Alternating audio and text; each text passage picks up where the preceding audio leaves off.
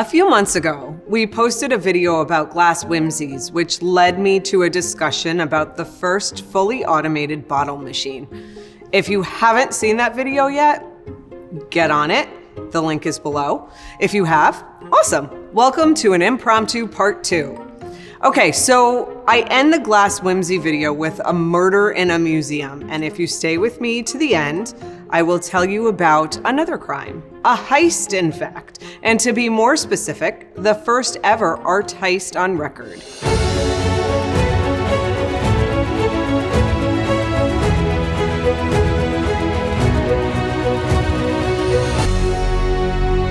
I'm Dr. Daryn Reyman-Lock, and welcome to Curious People Wanted.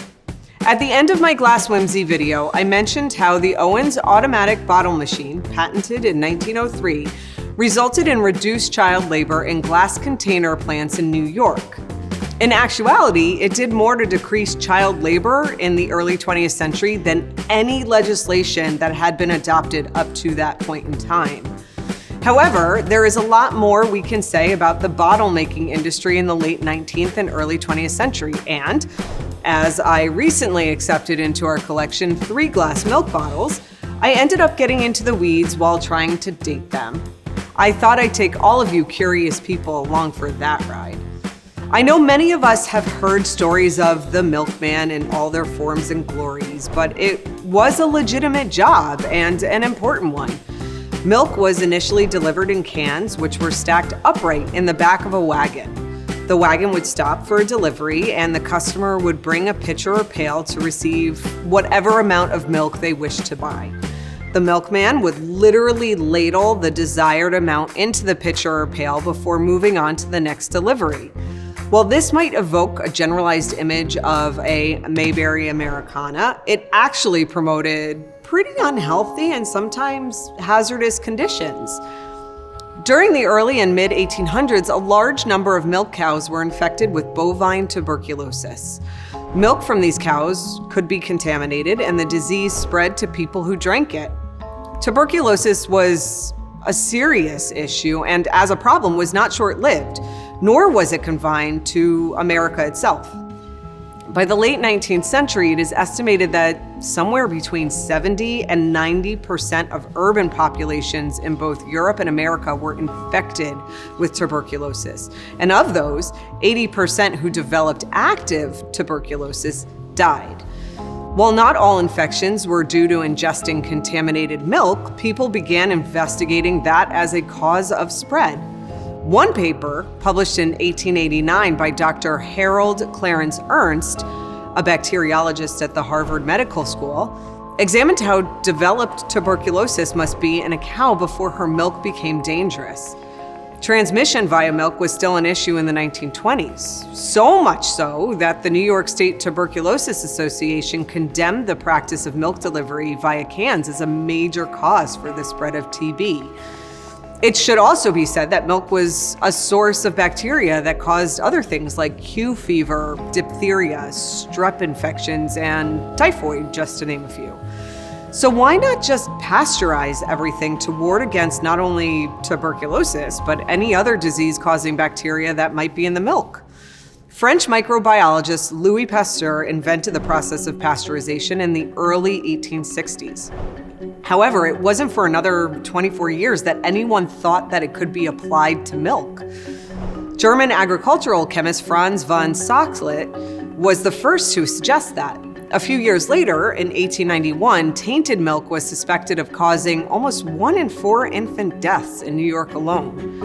By 1895, commercial pasteurizing machines specifically used for milk were introduced to the United States.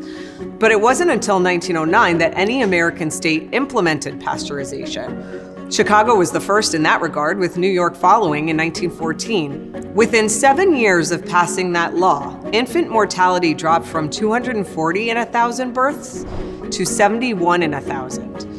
In 1947, Michigan became the first state to require pasteurization of all milk sold within its limits, with another 43 years passing before the Food and Drug Administration mandated pasteurization of both milk and milk products for human consumption. Just for anybody who doesn't want to do that math, that takes us up to 1990. Okay, so where does that leave this discussion? It started with the fact that ladling milk from cans wasn't sanitary, and so people looked for a better method of distribution, a safer way. Enter the glass milk bottle. Glass milk bottles were better than the cans not only because they were more sanitary due to their non-porous, non-toxic, and impenetrable container, but also because it helped in delivery, preservation, and reuse. So how did we get there? The earliest glass milk jars had a screw clamp that held the lid to the bottle. These date sometime around 1868. In 1883, Harvey D. Thatcher patented the milk protector, an individual glass bottle that allowed milk to be delivered in sealed bottles. He became regarded as the father of the milk bottle, and his company, Thatcher Manufacturing Company, was a revolutionary in that field. They were the first to use automatic bottle machinery and held a number of patents. They also ended up producing over 50% of the milk bottles used in the United States.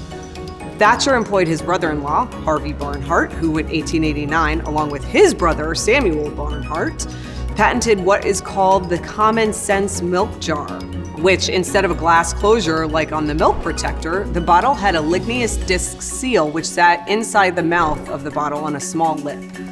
This bottle became the standard by 1900. Within 2 years, the Thatcher Manufacturing Company even began a recycling program which was advertised on their bottles by an embossed phrase, "to be washed and returned."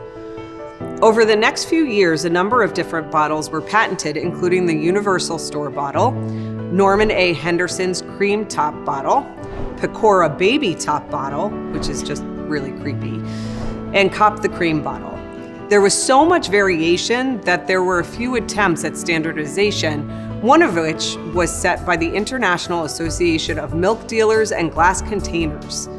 Their standards hope to set measurements for milk bottle sizes, cap seats, as well as the roll of the finish. I won't go on a tangent about those standards or even subsequent codes, but what is more interesting to me are the manufacturing techniques, and there were 3 different kinds. The first is the mouth blown in mold technique. A gaffer, also called a blower, blows molten glass into a ball with a blowpipe. He then rolls that ball into a cylinder, which creates a blank shape for the bottle called a parison. The parison is placed into a mold, and the gaffer blows the bottle into its final shape. The bottle is then broken from the blowpipe. An assistant then reheated the bottleneck and created the top end with a finishing tool. The second method involves the earliest semi-automatic machines called press and blow machines. This process is a lot like the mouth blown just. Would you stop laughing? I'm sorry. The second method involves. Oh, come on. I could just see him laughing out of the corner of my eye. And even you started to laugh a little bit. Yes. Can we just skip the second method? You wrote it, yes. What? Well, it didn't occur to me when I wrote it that you two would be like, she said mouth blown. The second method involves the earliest semi-automatic machines called press and blow machines. This process is a lot like the mouth blown just described, but the finish is created first. Instead of a gaffer physically blowing the glass, these machines use compressed air and 2 sets of molds. The molten glass is dropped into a blank mold where it is pushed against the sides of the mold into an elongated shape with a shallow hollow at the top. It is removed from this mold and transferred to another where compressed air blows the glass into its final shape. The third method is the fully automatic system, which was really pioneered by Owens and his automatic bottle machine. In 1904, the Thatcher Manufacturing Company was one of the first to obtain a license for these machines and was the only glass house that was allowed to use it for milk bottles. Okay, so now for the application of all of this knowledge. We were recently gifted 3 milk bottles, and by examining their features, it is possible to determine which method was responsible for their creation and likewise help to establish a date for their manufacture. All 3 have embossed writing, meaning the words are raised above the surface of the glass, and all bear a heel mark that says MTC, which indicates manufacture by the Thatcher Manufacturing Company. The Beechmont Dairy and the Dewhurst Dairy bottles look to have been produced by the press and blow semi-automatic machines. They have a horizontal seam around the finish, here at the bottleneck, a gradual fade of the side seam, a post-bottom seam and ejection scar on the bottom of the bottle as well. This circular mark on the Beechmont bottle is called a plate mold and was used in the body of a regular mold to personalize bottles without paying for a new mold to be fully engraved. These two bottles were likely produced somewhere between 1889 and 1934. The name of the Thatcher Manufacturing Company changed a number of times, but the MTC name was in use between 1889 and 1947. So that establishes the earliest date it could have been created, something archaeologists call the terminus postquem, or TPQ, the point after which. In 1934, the Thatcher Company stopped embossing their bottles and began favoring pyroglazing. So this establishes our terminus antequem, or TAQ, the point before which. The third bottle, our Mitchell Dairy bottle, seems to have been produced on an Owens Automatic Bottle Machine, as is indicated by the basal scar, which has feathering, ghost and side seams, and the parting line at the neck below the finish. It was also made by the Thatcher Manufacturing Company and was likely produced between 1905 and 1926. Right, so I promised to tell you about the earliest art heist on record, and just to sweeten the story, it involves pirates. Yeah, I'm not lying. The Last Judgment was painted by Flemish artist Hans Memling.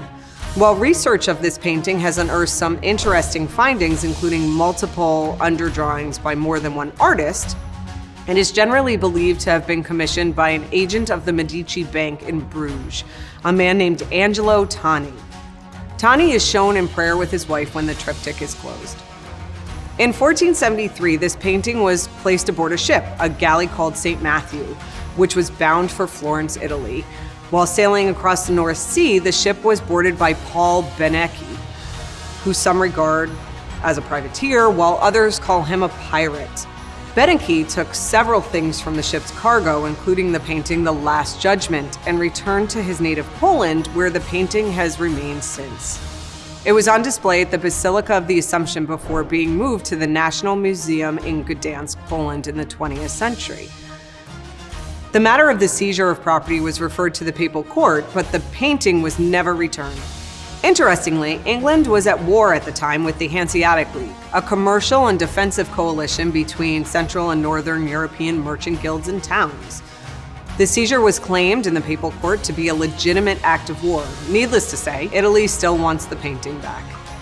Please like and share this video, subscribe to our channel, and feel free to comment if there's a topic you'd like me to explore more. But most importantly, remember to stay curious.